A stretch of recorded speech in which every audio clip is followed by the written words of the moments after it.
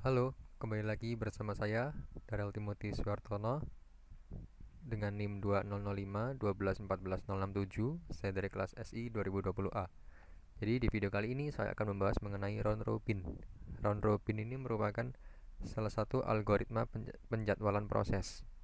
Jadi apa itu round robin dan bagaimana cara kerjanya? Mari kita saksikan.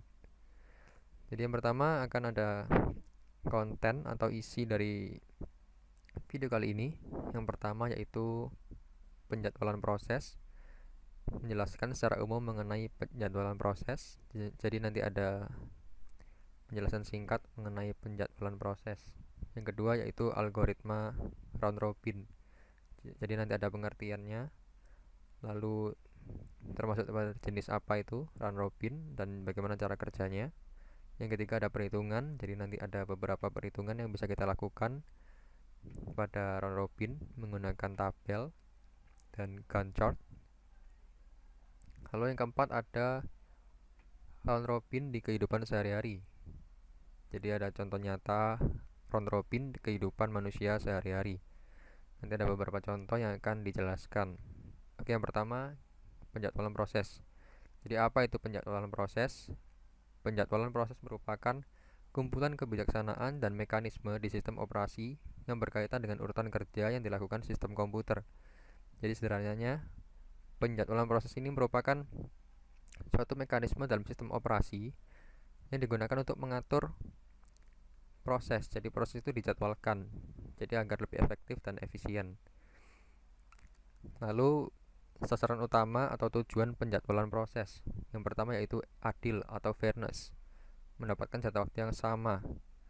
Jadi dalam penjadwalan proses itu tujuannya yang pertama yaitu mendapat jatah waktu pemroses yang sama. Tidak boleh ada yang mengalami starvation. Lalu apa itu starvation? Starvation yaitu menunggu terlalu lama. Jadi yang satunya cuma sebentar, yang satunya lama di prosesnya. Jadi kalau adanya penjadwalan proses ini, prosesnya akan adil. Kalau yang kedua yaitu efisiensi. Itu CPU bekerja secara efisien.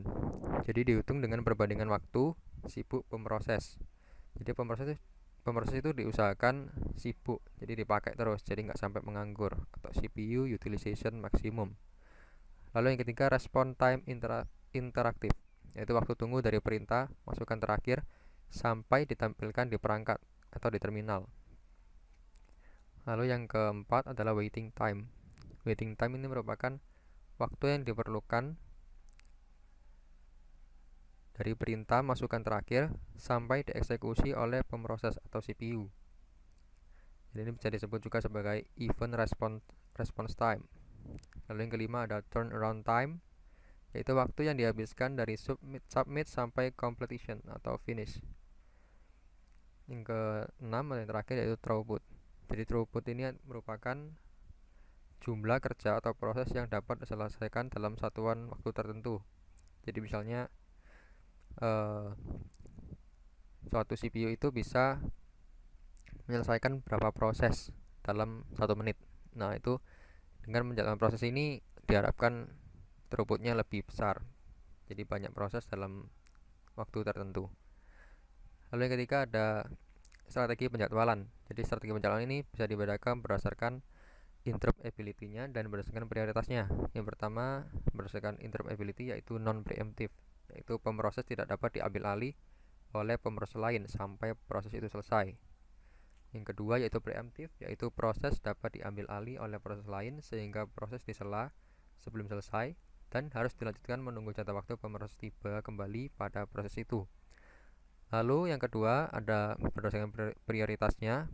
Yang pertama ada yang tanpa prioritas atau prioritasnya sama semua.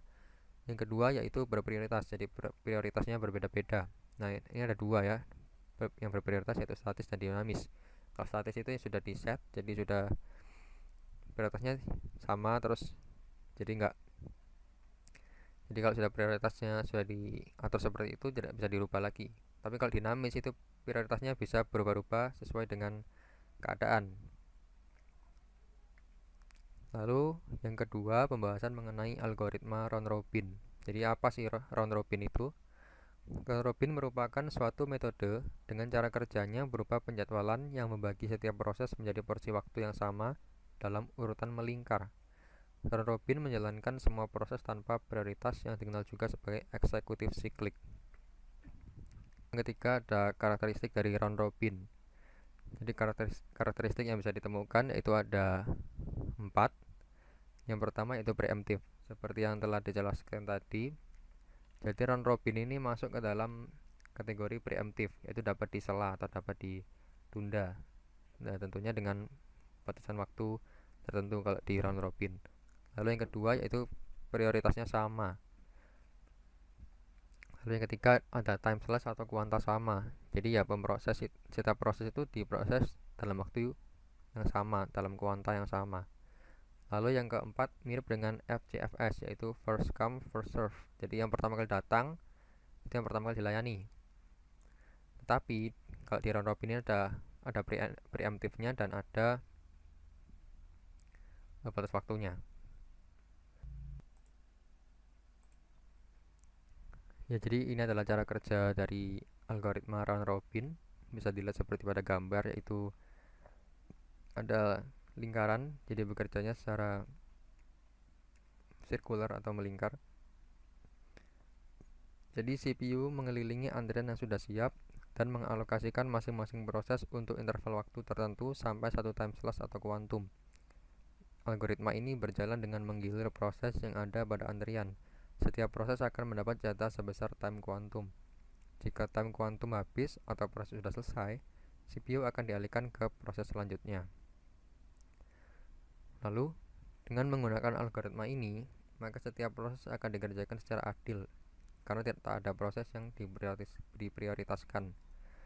Yang kedua, semua proses mendapatkan jatah waktu yang sama dari CPU, yaitu seper n, dan tak akan menunggu lebih lama dari n-1 dikalikan Q, dengan Q adalah lama dari satu kuantum. Lalu ada ketentuan pada algoritma round robin. Yang pertama, jika kuantum dan proses belum selesai, maka proses menjadi runnable dan pemproses dialihkan ke proses lain. Jika kuantum belum habis dan proses menunggu suatu kejadian, contohnya selesainya operasi input-output, maka proses menjadi blok dan pemproses dialihkan ke proses lain. Yang ketiga yaitu jika kuantum belum habis tapi proses telah selesai, maka proses diakhiri dengan memproses dialihkan ke proses lain. Yang ketiga kita akan masuk ke perhitungan pada round robin. Jadi bagaimana cara menghitung pada algoritma round robin? Oke, jadi pertama kita punya tabel ini. Jadi di tabel ini ada 4 proses. Ada proses pertama, proses kedua, proses ketiga, dan proses keempat. Lalu ada arrive time dan burst time. Arrive time ini adalah waktu kedatangan, sedangkan burst time adalah total waktu dari setiap proses dikerjakan. Dan di sini saya menggunakan contoh kuantumnya sama dengan 3. Oke, untuk menghitungnya dan untuk membuat ini, pertama kita akan membuat ready queue. Jadi ready queue ini adalah antrian yang sudah siap, sedangkan ini adalah Gantt chart-nya. Oke, yang pertama di sini ada ready queue-nya yaitu P1. Kenapa P1? Karena arrive time-nya 0. Jadi dia datang yang pertama kali. Maka dia akan diproses sebanyak 3 sesuai dengan kuantumnya, yaitu 1, 2, 3. Lalu kita lihat dari sudah 3 kuantum ini apakah ada proses yang datang. Ya, ada proses datang yaitu 1, arrive time-nya 1 yaitu P3. P3 ini maka akan dimasukkan ke antrian setelah P1. Maka dari itu di Gantt chart-nya setelah P1 dilakukan proses P3 sebanyak 3 kali. 1, 2, 3. Ya, tadi ini kan yang burst time-nya P1 8, tadi sudah dikurang 3, jadi tinggal 5. Lalu yang ini, yang P3 sudah dikerjakan 3, tinggal 4. Lalu kita lihat selanjutnya. Nah, karena tadi P1 masih dikerjakan 3, berarti dia masih time-nya masih sisa 5. Maka dari itu P1 akan masuk ke ready queue setelah P3. Maka dari itu P1 akan dikerjakan sebanyak 3 lagi sampai dengan yang ke-9 ini. Berarti dia akan menjadi dikurang 3 jadi tinggal 2. Nah, setelah P1 kita lihat apakah sampai 9 ini ada proses yang datang lagi. Kita lihat ternyata ada, yaitu ada 5 dan 6. Pada ke-5 pada ke-6 yaitu P2 dan P4. Maka dari itu proses itu akan dikerjakan terlebih dahulu, P2 dan P4. Maka karena P2 burst time cuma 2, dikerjakan 2. Walaupun kuantumnya 3 tapi dia dikerjakan 2. Dan setelah selesai maka akan lanjut ke P4. P4 burst time-nya 3. Dan setelah itu setelah dikerjakan selesai berarti dia juga sudah habis. Jadi P3 dan P2 dan P4 sudah habis. Lalu selanjutnya masih ada sisa P1 dan P3. Lalu mana yang dikerjakan dulu? Yang dikerjakan dulu adalah yang P3, karena tadi P1 sudah dikerjakan, sekarang akan berganti menjadi P3 lagi. P3 dikurangi 3 lagi, maka dia akan terhilang 1. Di sini 1, 2, 3 ya. Lalu selanjutnya karena P2 dan P4 sudah habis, jadi lanjut ke P1 lagi. P1 tadi tinggal 2, maka dia akan dikerjakan 2. Lalu yang terakhir yaitu P3. P3 ini dikerjakan tinggal 1 dan pada akhirnya P3 juga selesai. Maka setelah seperti ini maka semua proses telah selesai. Nah, setelah kita tadi sudah menyelesaikan Gantt chart-nya, kita bisa menghitung 4 variabel ini, yaitu pertama completion time, turnaround time, waiting time, dan response time. Nah, di sini ada tiga yang bisa dihitung dengan menggunakan tabel ini. Yang pertama completion time dulu. Completion time itu bisa dihitung dengan melihat waktu selesainya suatu proses. Kita lihat P1. P1 itu selesai di ini, quantum 19 ini. Berarti completion time-nya 19. Lalu P2 selesainya di 11. Nah, ini berarti completion time-nya 11. Lalu P3 kita terakhir selesai semua prosesnya di 20. Ya, berarti P3 completion time-nya 20. Lalu P4 kita lihat di 14. Ya, 14. Maka completion time-nya 14. Lalu untuk menghitung turnaround time, waiting time, dan response time kita bisa menggunakan rumus ini. Yang pertama turnaround time, yaitu CT dikurangi AT. CT-nya 19 dikurangi 0, berarti tetap 19. Lalu ada ini 11 dikurangi 5, 6. 20 dikurangi 1, 19.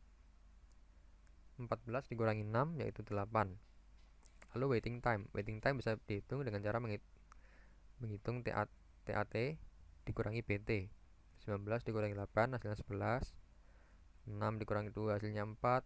19 dikurangi 7 hasilnya 12. Dan 8 dikurangi 3 hasilnya 5. Lalu yang terakhir yaitu kita bisa menghitung response time. Response time-nya ini kita bisa hitung, bisa lihat dari awal dia datang sampai kapan dia dikerjakan pertama kali.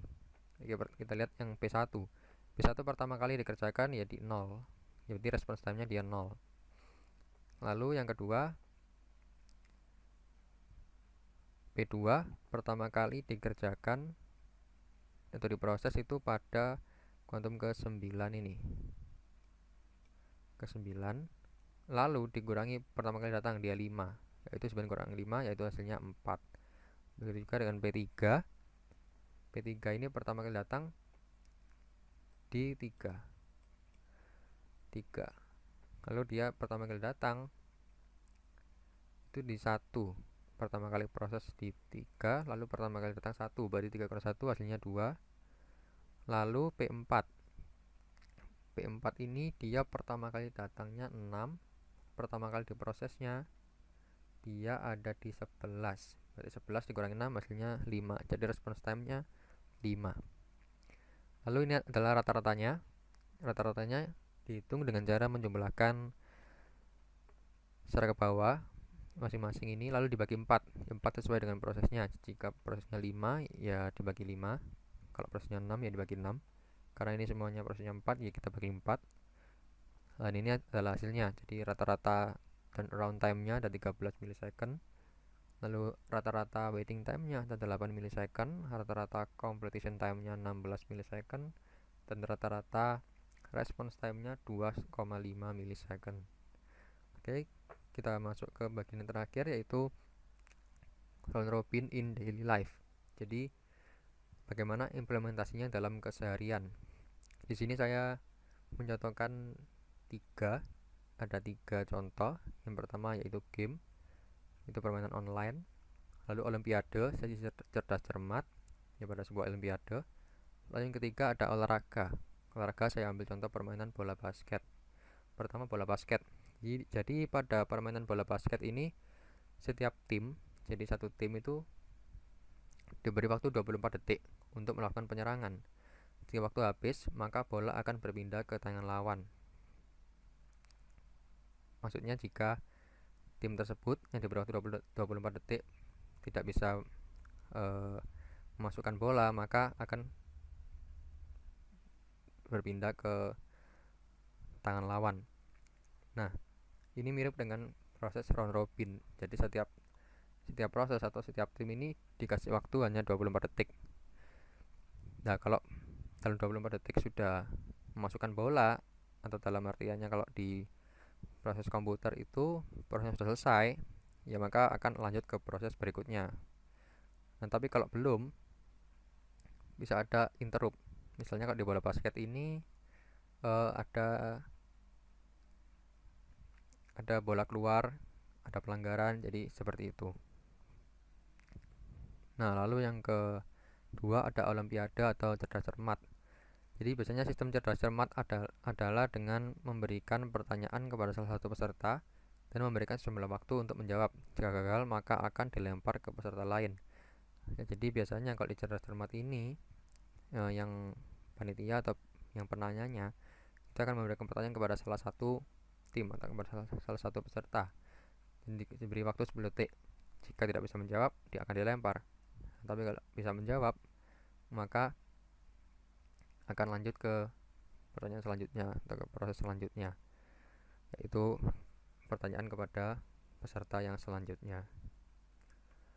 Lalu yang terakhir ada contoh dari game online. Jadi game online ini terdapat beberapa permainan online yang membatasi waktu playernya untuk melakukan suatu aksi dan bergantian dengan lawan.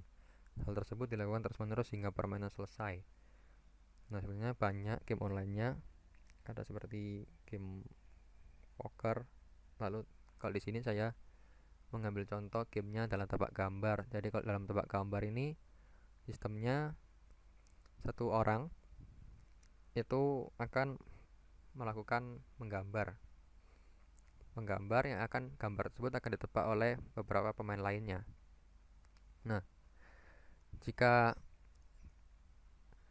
waktu yang diberikan kepada penggambar ini selesai, maka proses tersebut akan berhenti dan waktunya untuk bagi penebak gambar untuk menebak gambar tersebut. Nah, jika selesai, maka akan berganti lagi ke orang yang tadi menebak sekarang menggambar. Begitu terus sampai gamenya selesai. Nah, kita sudah sampai pada kesimpulan. Jadi kesimpulannya yaitu dalam video ini tadi pertama membahas secara umum atau secara general mengenai penjadwalan proses. Jadi apa itu penjadwalan proses, lalu ada jenisnya dan ada tujuannya seperti adil, efisiensi, dan macam-macam. Lalu yang kedua tadi secara khususnya kita membahas mengenai algoritma round robin. Jadi round robin ini merupakan suatu algoritma penjadwalan proses yang membatasi setiap proses itu memiliki waktu yang sama. Jadi sifatnya dia ini adalah preemptif, jadi bisa disela.